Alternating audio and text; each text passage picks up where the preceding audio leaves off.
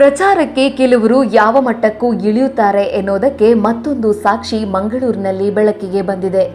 ಮಂಗಳೂರು ಅಂತಾರಾಷ್ಟ್ರೀಯ ವಿಮಾನ ನಿಲ್ದಾಣಕ್ಕೆ ಬಾಂಬ್ ಬೆದರಿಕೆ ಕರೆ ಮಾಡಿದ ವ್ಯಕ್ತಿ ಕೇವಲ ಪ್ರಚಾರಕ್ಕಾಗಿ ತಾನು ಈ ಕೃತ್ಯ ಎಸಗಿರುವುದಾಗಿ ಪೊಲೀಸರ ಮುಂದೆ ಬಾಯ್ಬಿಟ್ಟಿದ್ದಾನೆ.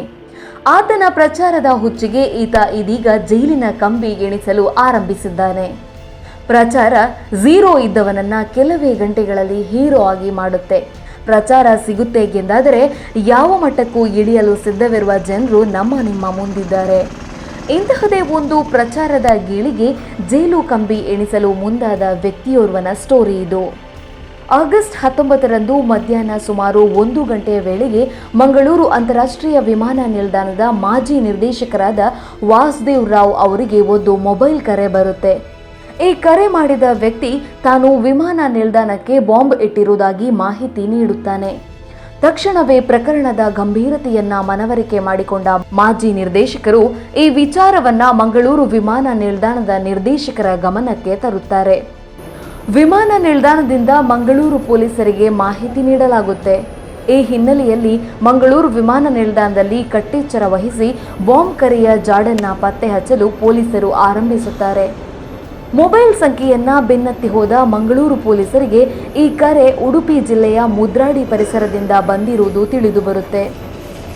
ಮುದ್ರಾಡಿಯ ಪೊಯ್ಯುದಲ್ ಬಲ್ಲಾಡಿ ನಿವಾಸಿ ವಸಂತ ಕೃಷ್ಣ ಶೇರಿಗಾರನಿಗೆ ಸೇರಿದ ಮೊಬೈಲ್ ಸಂಖ್ಯೆ ಆಗಿರುವುದನ್ನು ಪತ್ತೆ ಹಚ್ಚಿದ ಪೊಲೀಸರು ಆತನನ್ನ ಬಂಧಿಸಿ ಮಂಗಳೂರಿಗೆ ತಂದು ವಿಚಾರಣೆ ನಡೆಸುತ್ತಾರೆ.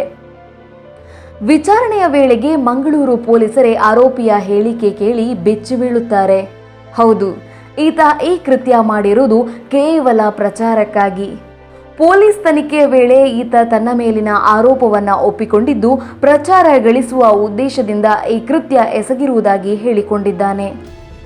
ಜನವರಿ ತಿಂಗಳಲ್ಲಿ ಮಂಗಳೂರು ಅಂತಾರಾಷ್ಟ್ರೀಯ ವಿಮಾನ ನಿಲ್ದಾಣದಲ್ಲಿ ಆದಿತ್ಯರಾವ್ ಎನ್ನುವ ವ್ಯಕ್ತಿ ಸ್ಫೋಟಕವೊಂದನ್ನ ಇರಿಸಿ ದೇಶ ಹಾಗೂ ವಿದೇಶಗಳಲ್ಲಿ ಒಂದೇ ದಿನದಲ್ಲಿ ಪ್ರಚಾರ ಗಿಟ್ಟಿಸಿಕೊಂಡಿದ್ದ.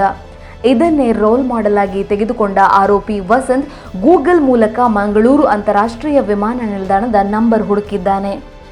ಕೇವಲ 8ನೇ ತರಗತಿ ಕಲಿತಿರುವ ಈತನಿಗೆ ಗೂಗಲ್ನಲ್ಲಿ ವಿಮಾನ ನಿಲ್ದಾಣದ ಮಾಜಿ ನಿರ್ದೇಶಕರಾದ ವಾಸುದೇವ್ ರಾವ್ ಅವರ ನಂಬರ್ ಸಿಕ್ಕಿದೆ. ಅವರನ್ನೇ ನಿಲ್ದಾಣದ ನಿರ್ದೇಶಕರು ಎಂದು ತಿಳಿದ ಆತ ಬೆದರಿಕೆಯ ಕರೆ ಮಾಡಿದ್ದಾನೆ. ಅಂತಾರಾಷ್ಟ್ರೀಯ ವಿಮಾನ ನಿಲ್ದಾಣಕ್ಕೆ ಬಾಂಬ್ ಬೆದರಿಕೆ ಕರೆ ಹಾಗೂ ಇತರ ಸೆಕ್ಷನ್ ಮೂಲಕ ಆರೋಪಿಯನ್ನ ಮಂಗಳೂರು ಪೊಲೀಸರು ಬಂಧಿಸಿದ್ದಾರೆ. ಜಾಮೀನು ರಹಿತ ಸೆಕ್ಷನ್ ಮೇಲೆ ಆರೋಪಿಯನ್ನ ಬಂಧಿಸಿರುವ ಪೊಲೀಸರು ಇನ್ನಷ್ಟು ವಿಚಾರಣೆ ನಡೆಸುತ್ತಿದ್ದಾರೆ. ನೋಡ್ತಾ ಇರಿ ಮ್ಯಾಂಗ್ಳೂರ್ ಮಿರರ್.